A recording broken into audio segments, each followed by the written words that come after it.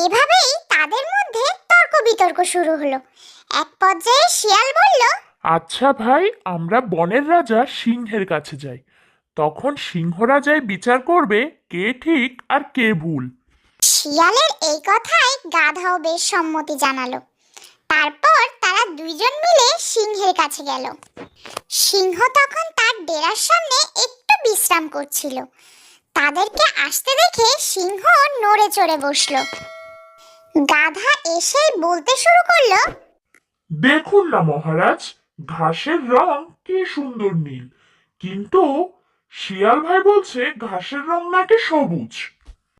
সিংহ তখন গাধার কথা শুনে মনে মনে হাসলো।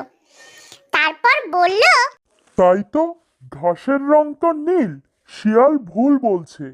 কে আছো? শিয়ালকে বন্দি করে রাখো। এই কথা শুনে গাধা তো বেশ